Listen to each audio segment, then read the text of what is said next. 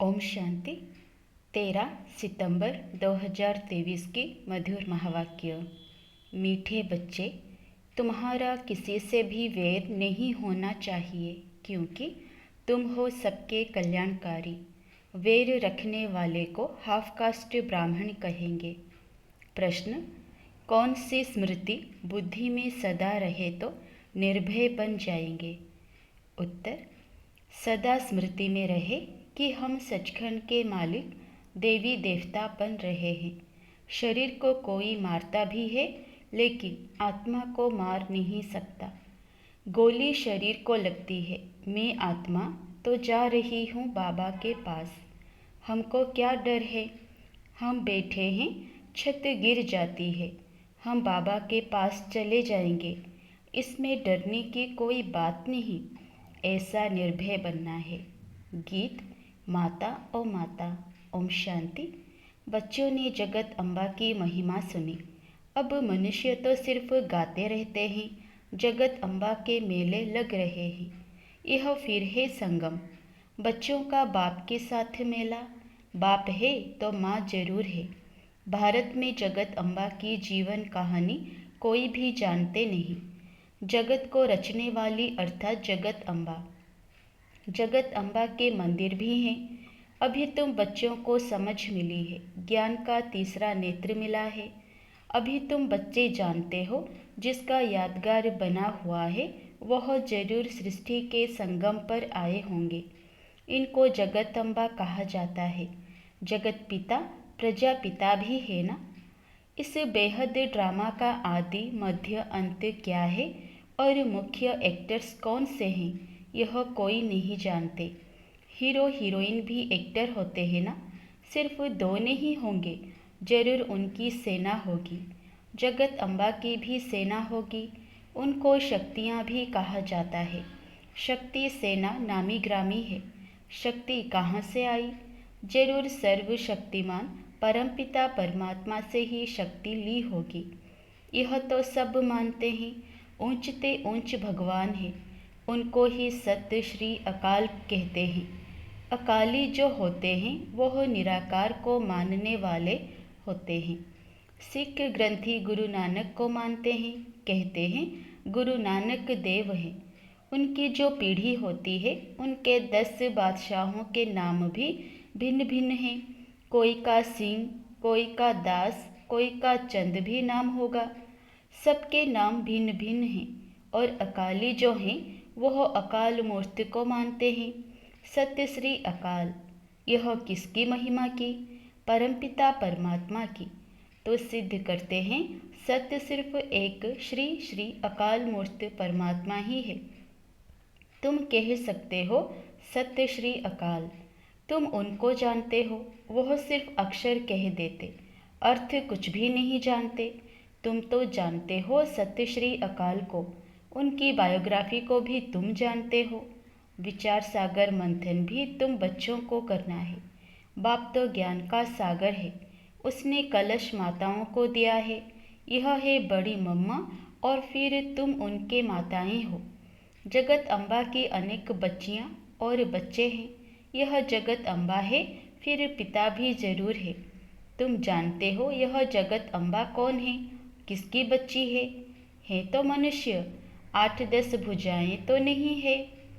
इतनी भुजाएं क्यों दी है, यह किसी को पता नहीं। तो ऊंचते ऊंच वह सत्य परमात्मा है। तुम बच्चों को समझाया गया है परमपिता परमात्मा, जिसको हम रूप बसंत कहते हैं। रूप भी है और फिर बसंत ज्ञान सागर है। इतना छोटा सा स्टार वह ज्ञान सागर है। वंडर है ना। बच्चों को समझाया है बाप है बिंदी रूप, उसमें बरोबर सारा पाठ है। भक्ति मार्ग में भक्तों की भावना पूरी करते हैं। यह सारी ड्रामा में नोंद है। जिस समय जिसकी जो भावना है वह ड्रामा में पहले से ही नोंधी हुई है। तुम्हारी यह पढ़ाई भी ड्रामा में नोंद है। जो पाठ रिपीट हो रहा है, समझने की बात है ना। तुम अच्छी रीति समझा सकते हो। ऊंचते ऊंच भगवान सब कहते हैं। वह है निराकार, निर्भय, निर्वैर। उनका कोई के साथ वैर नहीं है।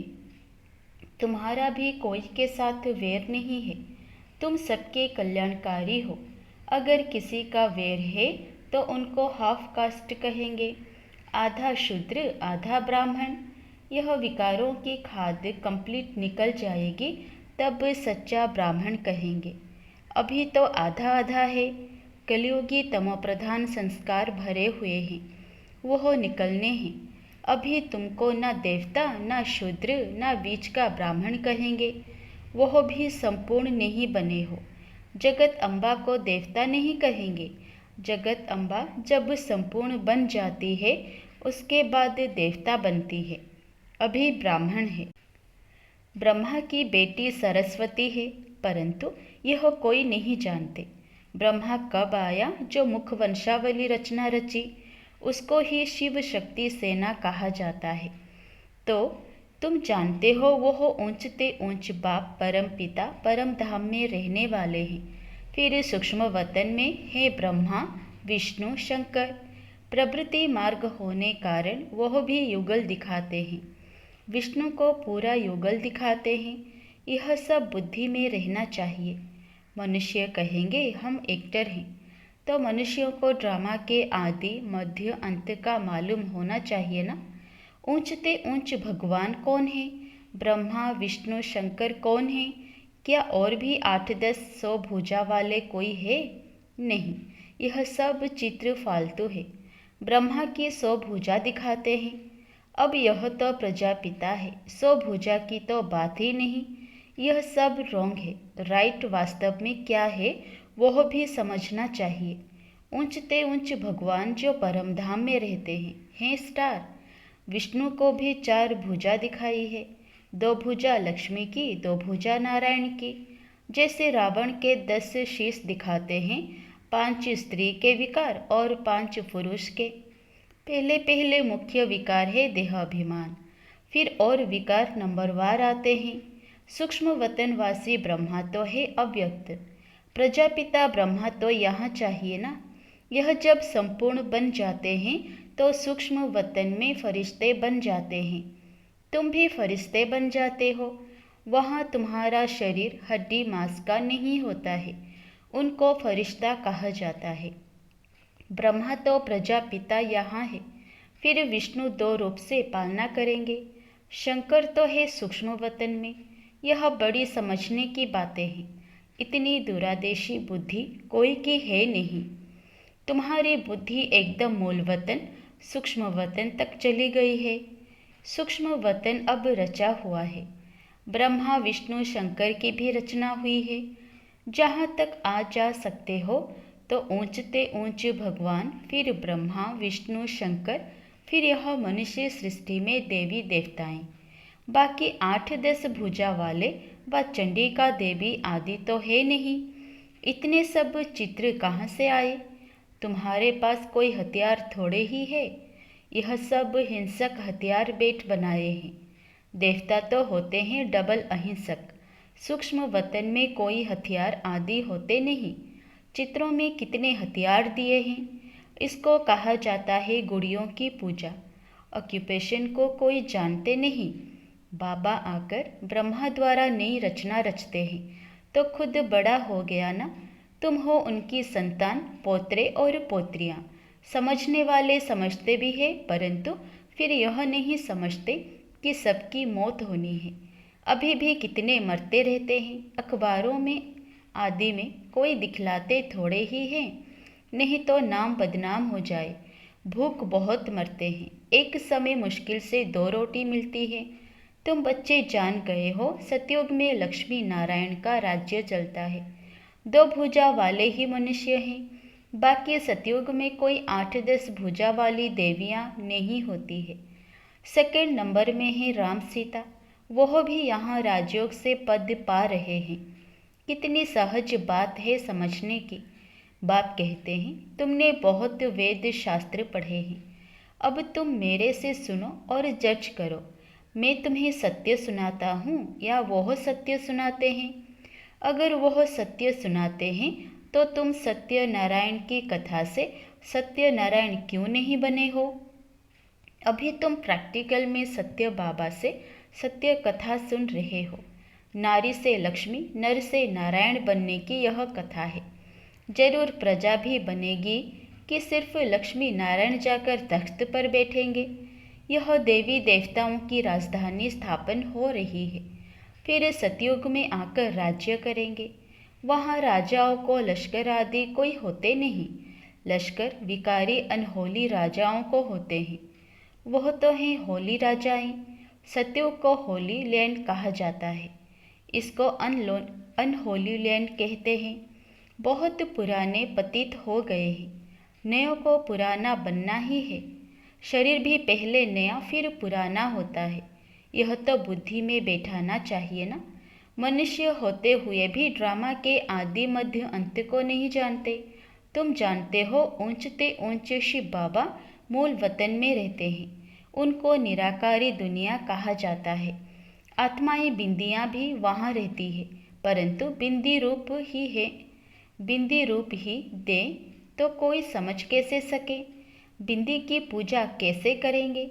शिव बाबा के बिंदी रूप की पूजा कैसे करें। तिलक कैसे लगाएं। बाबा अमरनाथ पर भी गए हुए हैं। बाबा सारा देख कर आए थे कि कैसे शिवलिंग बनाते हैं। कहते हैं वहाँ पार्वती को शंकर ने कथा सुनाई। अब पार्वती ने किस दुर्गति को पाया था जो उनको बैठ कथा सुनाई। वास्तव में तुम सब पार्वतियाँ हो। तुम जन्म मरण में आते हो और सद्गति को पाने के लिए कथा सुन रहे हो। तो वहाँ पूछा शिवलिंग कहाँ है, तो बोला शिवलिंग तो आपे ही निकल आता है। अरे यह कैसे होगा। वहाँ कबूतर भी दिखाते हैं। कबूतर बात करना कभी सीखते नहीं। तोते को बात करना सिखलाते हैं तो वह बोलते हैं।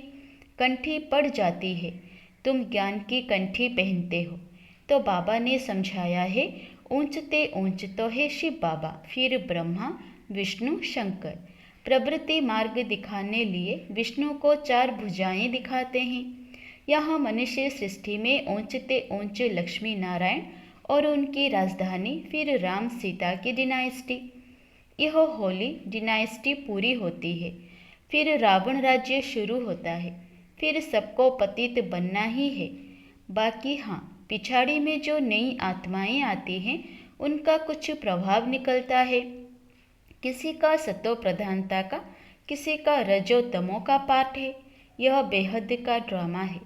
मनुष्य तो मनुष्य ही है, बाकी सब है गुड़ियों की पूजा। तुम एक्टर्स हो ना। अभी तुम मनुष्य से देवता बन रहे हो। पढ़ाई से मनुष्य कितना उच्च पद पाते हैं, यह भी पढ़ाई है जिससे तुम राज्य पद पाते हो। ऐसी पढ़ाई कोई होती नहीं। वह प्रिंस प्रिंसेस तो प्रारब्ध ले आते हैं। तुम यहाँ प्रारब्ध बना रहे हो भविष्य सतयुग के लिए। कितनी ऊंच और फिर सहज नॉलेज है। सेकंड में जीवन मुक्ति। हम बेहद बाप के बच्चे हैं। ईश्वरीय गोद में बैठे हैं। ईश्वरीय गोद कौन छोड़ेंगे। तो इस ड्रामा के आदि मध्य अंत को समझना है। बाप तो यथार्थ रीति बैठ समझाते हैं। जो मनुष्य सृष्टि का बीज रूप गाया जाता है, सच्चित आनंद स्वरूप कहा जाता है। जरूर जब आएंगे तब तो वर्षा देंगे ना। तुम सचखंड के मालिक देवी देवता बनते हो। कोई डर की बात नहीं है। यहाँ तो कितना डर रहता है। कोई चढ़ाई ना करे। तुमको तो बिल्कुल निर्भय रहना है। शरीर को कोई मारता है, आत्मा को थोड़े ही मार सकते हैं। जो डरना चाहिए। निर्भय होने की बड़ी समझ चाहिए। बाप भी निर्भय तो बच्चे भी निर्भय। गोली शरीर को लगती है। मैं आत्मा तो जा रहा हूँ बाबा के पास। हमको क्या डर है। हम बैठे हैं, छत गिर जाती है। हम बाबा के पास चले जाएंगे। निर्भय होने में टाइम लगता है। तुम हो जगत अम्बा के बच्चे, शिव शक्ति सेना। एक की तो महिमा नहीं है। तुम भी साथ हो। यह कमांडर हैं। तुमको रूहानी ड्रिल सिखलाते हैं। तुम उनके बच्चे हो। तुम हो लकी सितारे। यह सरस्वती भी लकी सितारा है। ब्रह्मा की बेटी है ना। उस ज्ञान सूर्य का चंद्रमा तो यह ब्रह्मा है ना। परंतु यह मेल होने कारण माता पर कलश रखा जाता है।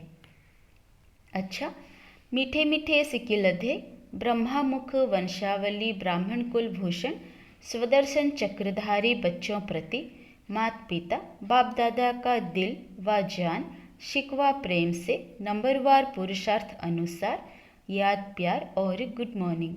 रूहानी बाप की रूहानी बच्चों को नमस्ते। धारणा के लिए मुख्य सार। पहला, कलियुगी तमोप्रधान संस्कारों को निकाल सच्चा ब्राह्मण बनना है, किसी से भी वैर नहीं रखना है।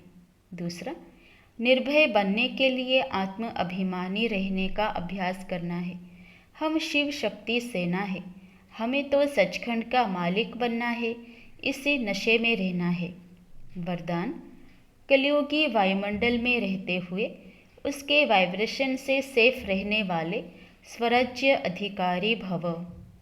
स्वराज्य अधिकारी उसे कहा जाता जिसे कोई भी कर्मेंद्रियां अपनी तरफ आकर्षित ना करे, सदा एक बाप की तरफ आकर्षित रहे, किसी भी व्यक्ति व वस्तु की तरफ आकर्षण ना जाए। ऐसे राज्य अधिकारी ही तपस्वी हैं। वही हंस बगुलों के कलियुगी वायुमंडल में रहते हुए सदा सेफ रहते हैं। जरा भी दुनिया के वाइब्रेशन उन्हें आकर्षित नहीं करते। सब कंप्लेन समाप्त हो जाती है। स्लोगन, बुरे को अच्छे में बदल देना ही उच्च ब्राह्मणों की श्रेष्ठ शक्ति है। अच्छा, ओम शांति।